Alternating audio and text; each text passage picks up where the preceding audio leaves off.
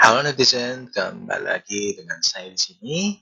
Kali ini saya akan mereview saham PT Nippon Indosari Corporindo atau ticker ROTI.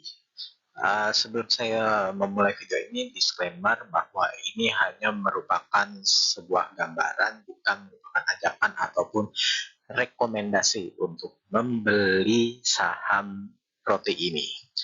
Nah, roti ini kenapa saya mau ulik di video kali ini, karena kebetulan saya kemarin ada ngulik beberapa saham yang cukup berkualitas dan kebetulan ada saham langganan saya, yaitu adalah roti, atau ya mungkin kalau produknya yang kita kenal pertama kali itu adalah Sari Roti. Lalu dia mulai ekspansi di tahun 2024 ini, ada Sari Kue dan Sari Koko, dan juga ke minuman yang awalnya cuma roti, lalu dia mengembangkan bisnisnya ke kue, ke soft cake, dan juga beberapa supporting makanan seperti selai dan minuman untuk sarapan pagi. Oke, sedikit gambaran terkait saham roti sendiri. Itu berdiri di tanggal 8 Maret 1995, IPO di Bursa Efek tahun 2010. Dan produknya sendiri sudah tersebar di beberapa daerah seperti di Kalimantan itu ada di Balikpapan, Banjarmasin, lalu di Sulawesi itu ada di Makassar, lalu di Jabodetabek itu jangan ditanya itu ada di Cikarang, Gresik, Pasuruan, Semarang, Cibitung, Purwakarta, Cikande, dan di Pulau Sumatera. Dan hingga per tahun 2025 ini belum ada rencana ekspansi ke Pulau Timur selain dari pabrik yang ada di Makassar ya. Oke, saham PT Roti sendiri itu dipegang oleh Perseroan. Jadi salah satu dari Perseroan ini ada Indosari Niaga Nusantara, PT Jawasari Mitra Prima, dan Mitra New Grain. Nah, ini juga ada pihak-pihak yang berrelasi yang berhubungan dengan saham roti itu sendiri, yaitu ada PT Lion, Indomarko, Indofoods, Alum Infomas, Indolacto, Indofood, dan Mitra New Grain sendiri. Karena beberapa dari kepengurusannya sendiri itu ada yang backgroundnya berasal dari PT Indofood. Jadi ini termasuk pecahan dari Indofood tetapi bukan dari Indofood. Sehingga kolaborasinya sekarang saham roti ini juga ada hubungannya dengan Indofood ya guys. Dan sebenarnya untuk penjualannya sendiri itu juga ada di Alfamart, tapi kayaknya kalau saya perhatikan dalam berdasarkan analisa saya di lapangan, eh, di Alfamart itu sudah mulai mengurangi eh, produk sari roti dan sebagainya macamnya, karena sudah banyak roti-rotian dari Jepang, rotian dari Jepang mulai bermunculan di market terdekat. Makanya ini ada beberapa relasi dari saham roti itu dari PT Indofoods, Kishima, Sukses Makmur, yaitu adalah pembelian bahan baku. Sedangkan untuk penjualan sendiri tersebar di PT Indofood Fortuna Makmur untuk penjualan persediaan, dan di Indomarko atau di Indomaret, terbaca dari laporan keuangan tahun 2024.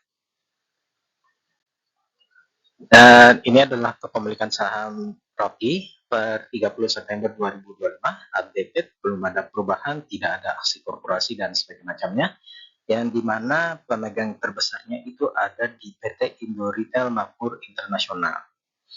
Lalu di perusahaan asingnya itu ada Demeter Indo Investment, Bond Light Investment, dan Paskos Gisima Corporation, Div Holding, dan lain-lain.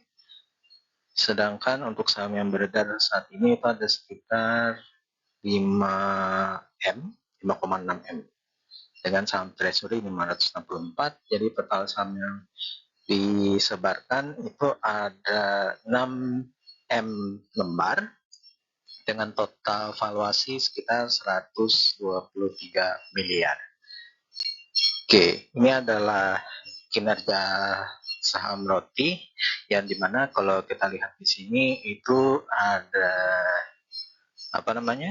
likuidasinya yang masih cukup stabil walaupun secara tren mengalami penurunan ya, karena terbukti di tahun 2023 saham roti sendiri memiliki aksi korporasi untuk mengekspansi ke produk yang dimana yang saya sebutkan tadi itu ada sari kue dan sari koko, itu merupakan produk baru hingga saat ini. Secara dari current juga masih cukup stabil, inventory juga agak menurun karena mulai banyaknya mengumpulkan persediaan ya, dan perputaran aset juga sedikit cukup berpengaruh, yang dimana perputaran aset mengalami kenaikan dikarenakan penjualan yang cukup naik ya. Sebenarnya di tahun 2022 sampai 2024 itu ada kenaikan penjualan. Nanti saya akan tunjukkan di slide selanjutnya. Oke, untuk kinerja solvency juga debt to asetnya juga masih cukup stabil ya, di mana debt to asetnya masih di angka 12 hingga 16%, debt to equity-nya 16% hingga 27%, belum sampai setengah dari ekuitas.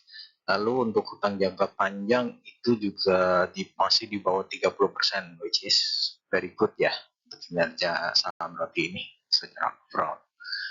Dan tidak kalah dengan profitabilitas yang dimana secara tren 5 tahun terakhir itu mengalami kenaikan ya, kan dari operating cash flow-nya cukup besar di tahun 2022, lalu mengalami kestabilan kembali yang dimana operating cash flow-nya di angka 92%, dan juga free cash flow yang cukup stabil dalam 2 tahun terakhir, dan juga EBITDA yang cukup stabil dalam 2 tahun terakhir.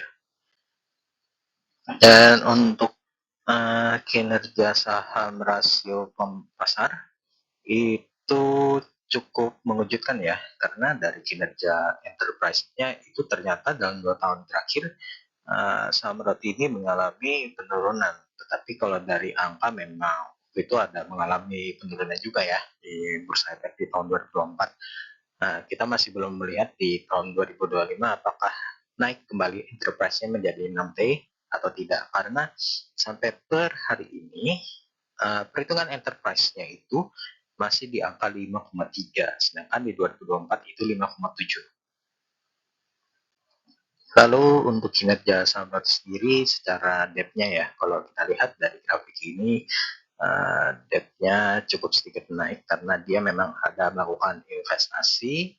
Lalu dari free cash flow yang dimana cukup rendah tiba-tiba cukup naik dan stabil, dan juga cash yang agak sedikit menurun karena melakukan ekspansi produk terbarunya. Dan untuk kinerja cash flow-nya sendiri memang kalau kita lihat di 2020 saham roti ini masih cukup stabil ya.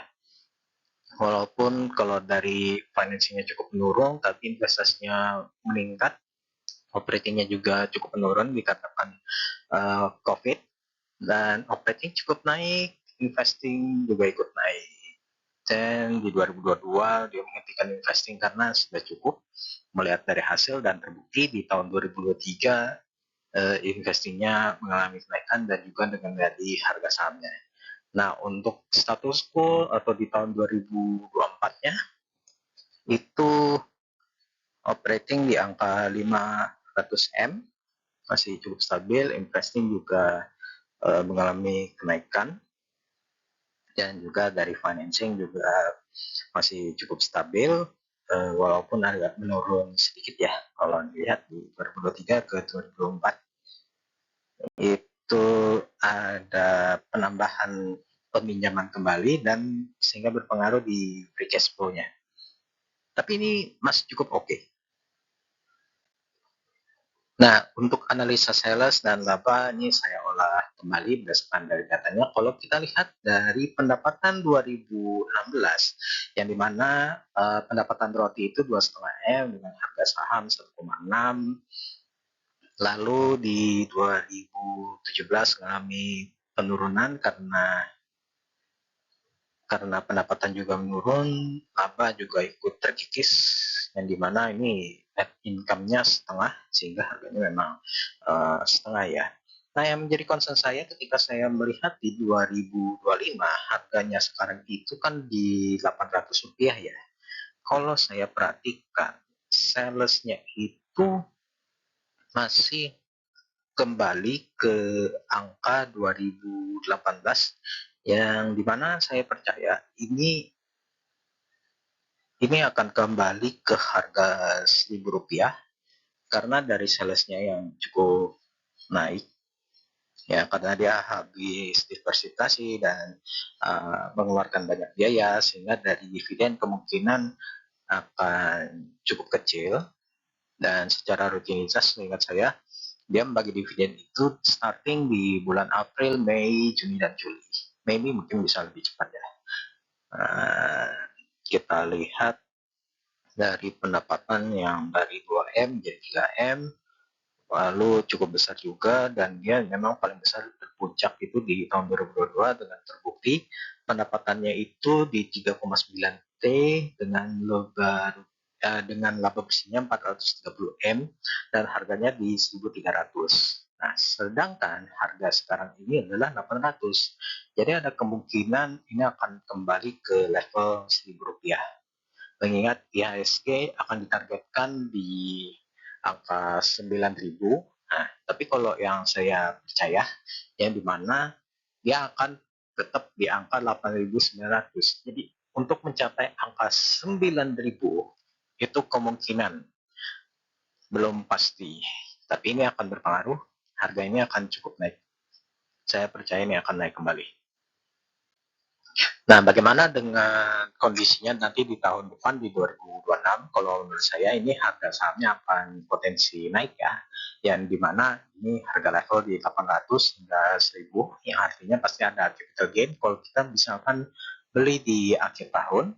Dan menurut berdasarkan dari sumber info di internet bahwa saham roti ini akan melakukan ekspansi tapi tidak melakukan penambahan cabang dengan mengeluarkan capex sekitar 100-120 M karena persaingan market share di perdagangan perrotian ini sudah mulai cukup ketat, yang dimana mulai banyak brand-brand baru, apalagi lawannya adalah lawan Jepang ya, karena pastry dari Jepang itu cukup enak sehingga dari seri roti mungkin akan menjadi tantangan ya, tantangan ke 2026 apakah masih bisa membuat citra rasa dan marketing yang cukup gencar gitu.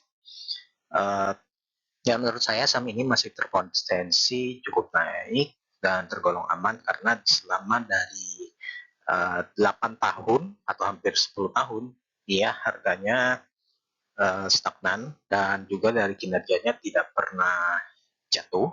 Dia selalu menghasilkan laba bersih yang dimana tidak mengalami kerugian selama 10 tahun terakhir, hampir 10 tahun terakhir. Dan menurut saya ini harga saham masih di standby, which is mereka akan wait and see. Kalau menurut saya sih ini cukup bagus ya. Dan untuk pembagian dividennya sendiri dijadwalkan per April dan Juli. Juli itu sudah mulai pencairan ya. Jadi kalau saran saya, beli di harga di level 800 ini sudah cukup oke. Dan pembagian dividennya selalu di bulan April dan Mei. So mungkin yang bagi kalian perlu modal, mungkin pada April dan Mei mungkin ya pas sudah cair kan saham ini cocok ya untuk kalian koleksi. Tapi di angka 700-800. Tapi ketika sudah masuk di 900 ribu, jangan mengharap capital gain yang cukup besar. Oke, mungkin itu saja pemaparan saya terkait saham seri roti dan sumber-sumbernya berasal dari internet dan beberapa ada yang saya olah kembali dan saya paparkan kembali. Dan disclaimer sekali lagi ini bukan merupakan ajakan untuk membeli. Walaupun tadi saya mau bukan rekomendasi ya dari 800 menjadi harganya potensi akan naik 1000, itu hanya menurut dari opini saya yang saya lakukan riset. Yang dimana nih risetnya masih setengah ya, belum fully wah banget gitu ya. Jadi kalau menurut kalian ini cukup bagus ya, oke. Sebelumnya terima kasih dan jangan lupa untuk subscribe, like, dan juga komentar ini kalian terkait saham ini. Oke, sekian. Bye-bye.